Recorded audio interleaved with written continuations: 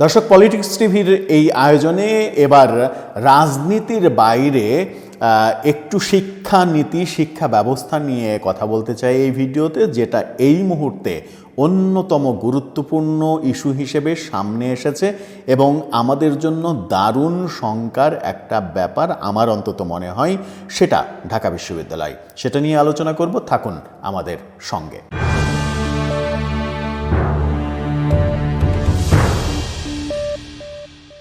ঢাকা বিশ্ববিদ্যালয়ে ভর্তি পরীক্ষা হয়ে গেছে, ভর্তি পরীক্ষার রেজাল্টও হয়েছে।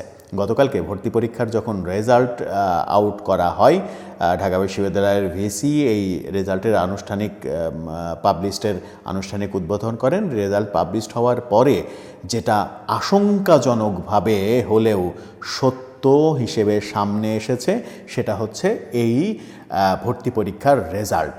এই ভর্তি পরীক্ষার রেজাল্ট ক ইউনিটে অর্থাৎ সায়েন্সের ইউনিটে ভয়াবহতারও নিচে নেমেছে। সেটা হচ্ছে যে মাত্র 8.89% ছাত্রছাত্রী পাশ করেছে। ক ইউনিটে পাশের হার 8.89%। তার মানে আমাদের পরীক্ষা তো ঢাকা বিশ্ববিদ্যালয়ে সবাই দিতে পারে না। যারা ঢাকা বিশ্ববিদ্যালয়ে পরীক্ষা দেওয়ার যোগ্যতা অর্জন করে তাদেরকে সাধারণত ভালো ছাত্র ভালো ছাত্রী হিসেবেই আমরা ট্রিট করি। সেই ভালো ছাত্র ভালো ছাত্রীদের অবস্থা হচ্ছে, তাদের 100 জনের মধ্যে 91.5 জন ফেল করেছে ঢাকা বিশ্ববিদ্যালয়ের পরীক্ষাতে, পাশ করতে পারেনি।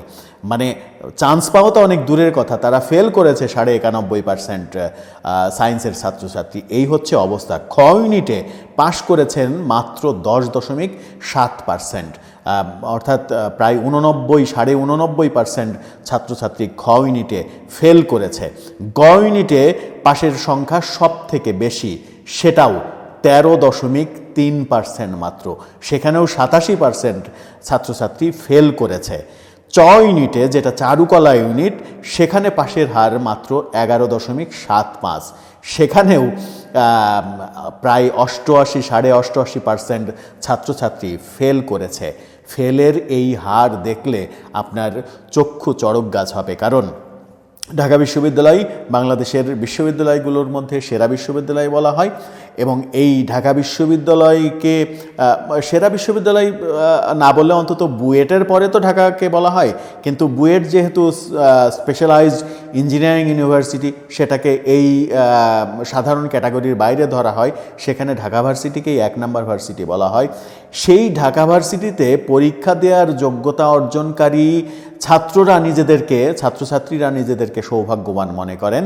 অর্থাৎ ভালো রেজাল্ট করা এসএসসি এবং এইচএসসিতে ভালো রেজাল্ট করা ছাত্রছাত্রীরাই ঢাকা ভার্সিটিতে পরীক্ষা দেওয়ার যোগ্যতা অর্জন করেন। সেই ভালো ছাত্রছাত্রীদের পরীক্ষায় রেজাল্ট হচ্ছে এই অবস্থা। সর্বোচ্চ পাশের হার গ ইউনিটে 13%, সর্বনিম্ন পাশের হার ক ইউনিটে 8.89%। আমাদের শিক্ষা ব্যবস্থা তাহলে কোথায় নেমেছে? আমাদের এসএসসি এবং ইন্টারমিডিয়েটের শিক্ষার অবস্থা কোথায় নেমেছে যে ঢাকা ভার্সিটিতে শুধুমাত্র ভর্তি পরীক্ষায় পাশ করছে প্রায় 90% ছাত্রছাত্রী? এখান থেকে উত্তরণের যদি আমরা পথ না খুঁজি, তাহলে আমাদের সামনের দিনগুলো কিন্তু অন্ধকারে নিপতিত হবে।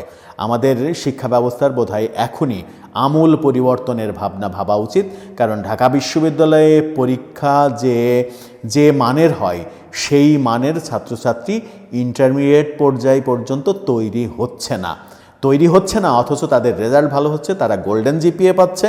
তারা গোল্ডেন জিপিএ পেয়ে 2টা গোল্ডেন জিপিএ পেয়ে ঢাকা বিশ্ববিদ্যালয়ে ভর্তি পরীক্ষা দিচ্ছে, ওখানে গিয়ে ফেল করছে, পাশ করতে পারছে না। চান্স পাওয়া তো অনেক দূরের কথা।